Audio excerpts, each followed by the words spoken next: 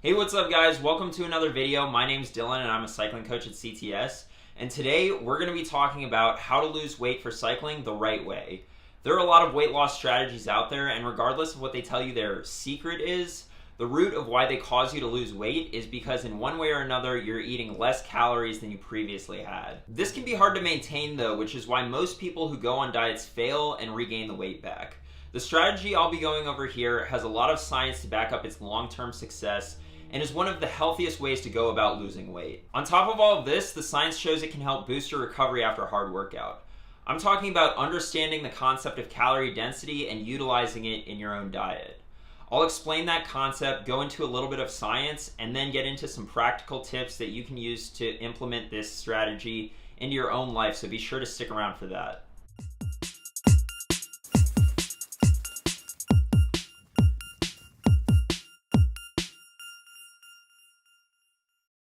If you're new to this channel, I make weekly training topic videos going over tips and tricks that I've learned in my 12 years of racing and training experience that have gotten me to the top of the ultra-endurance mountain bike game in the US and as a cycling coach at CTS. I also go into the science on your training questions, so if you want to learn how to get faster or just more about sports science in general, be sure to subscribe and hit the notification bell so you don't miss anything.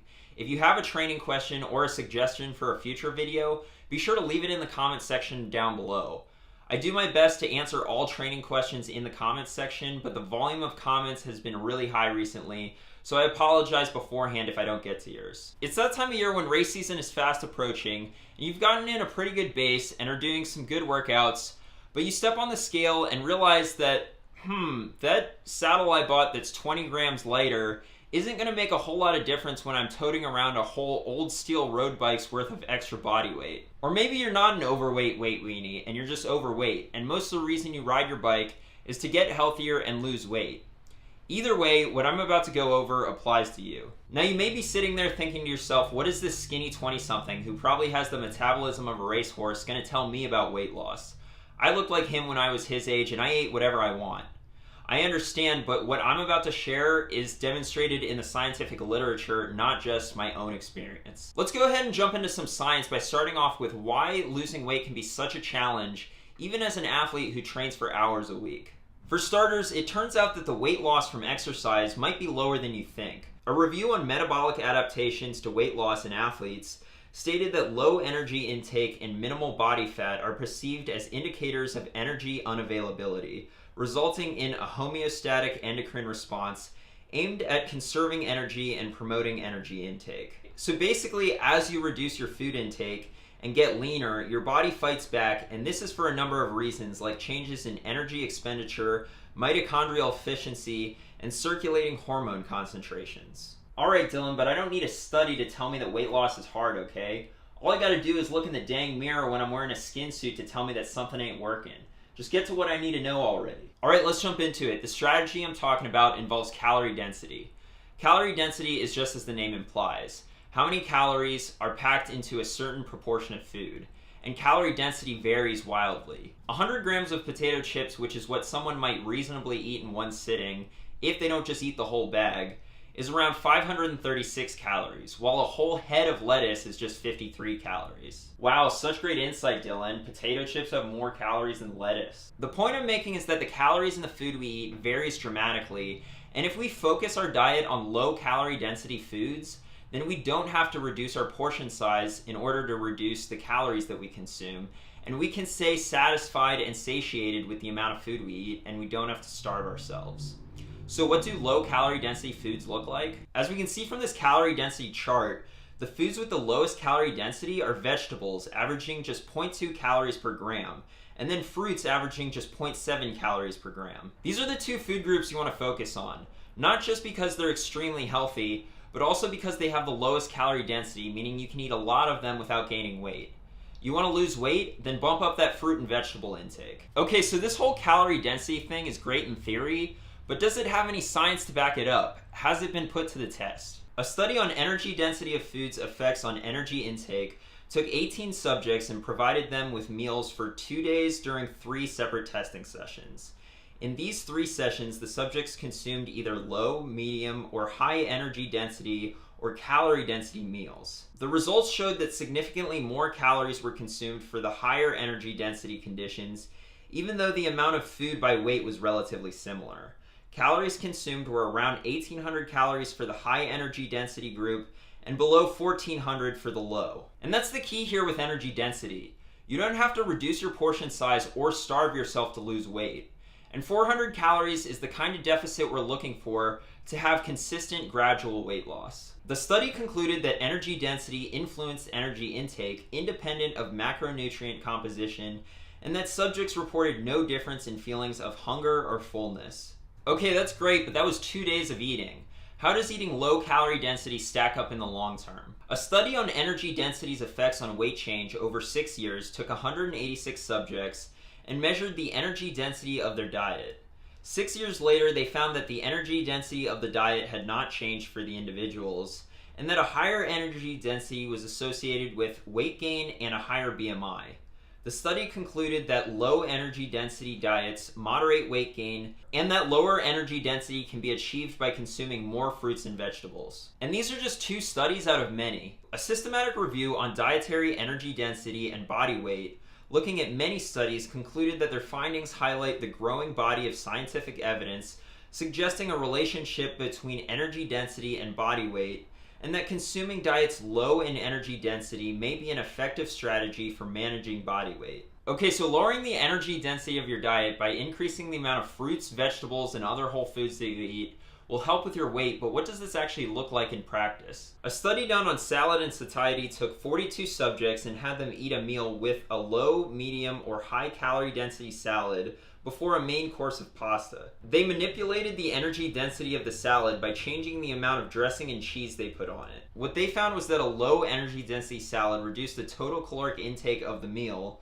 since subjects ate less pasta afterwards. And what's crazy is that an even bigger salad reduced intake even further. So more food, less calories. The opposite was found with the high calorie density salad with dressing and cheese. Eating the salad increased the total number of calories consumed during the meal. The study concluded that eating a low energy dense first course enhances satiety and reduces meal energy intake, and that consuming a large portion of a low energy dense food at the start of a meal may be an effective strategy for weight management. Okay, Dylan, all of this is well and good, but I didn't see any of these studies use athletes.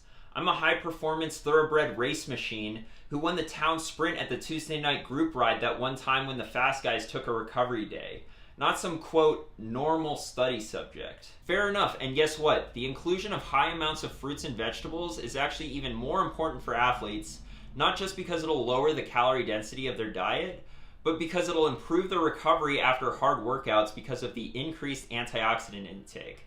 Let's jump into some science to see how various fruits and vegetables improve your recovery. A study looking at the effect of tomato juice on oxidative stress took 50 male track athletes and divided them into 2 groups, a control group and an experimental group that drank tomato juice after their workouts. They tested both groups in a 12-minute time trial before and after, and found that those drinking tomato juice ran significantly farther than they previously had, while the control group saw no improvement.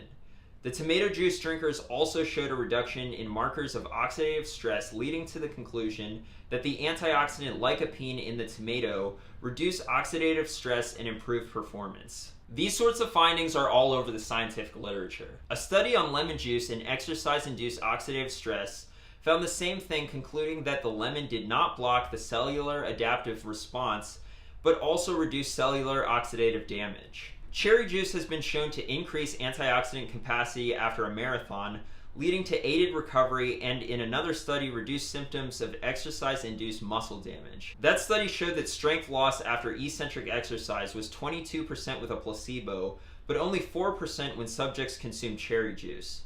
Blueberries are another rich source of antioxidants and have been shown to reduce inflammation after 2.5 hours of running. Now notice how over the course of this video I haven't said anything about your macronutrient ratio, meaning carbs, protein, and fat, and that's because your macronutrient ratio is a whole lot less important to weight loss than you think it is. A study comparing weight loss diets with different components of fat, protein, and carbs took 811 overweight adults and assigned them to various diet groups with different ratios of carbs, fat, and protein.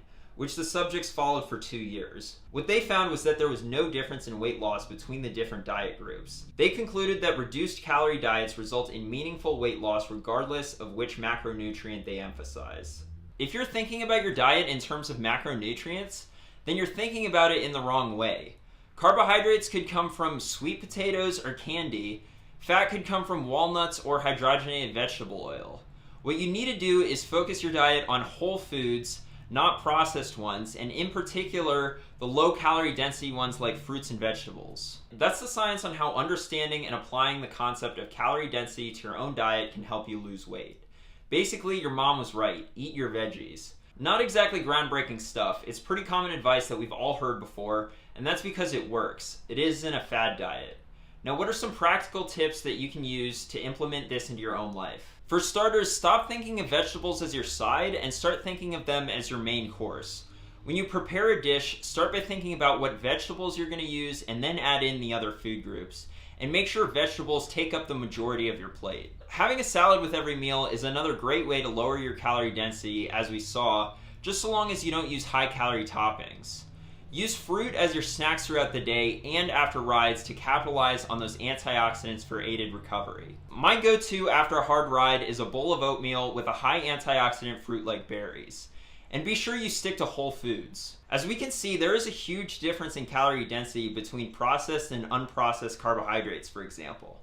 Finally, you want to lose weight gradually instead of all at once because that'll help you keep it off, and large calorie deficits will compromise your performance and recovery. Make sure you're losing weight before your competition season, not during, and make sure you're well fed for your high intensity workouts so you can get the most out of them. Thanks for watching. I hope you guys found this information helpful. If you like this video, be sure to give it a like, share it with a friend, and subscribe for more training tips. If you want to see more coaching content, be sure to follow me on Instagram, Twitter, and Facebook. And if you want to follow my training leading into this upcoming season, be sure to check me out on Strava. Finally, if you're looking for a coach, shoot me an email at djohnson@trainwright.com.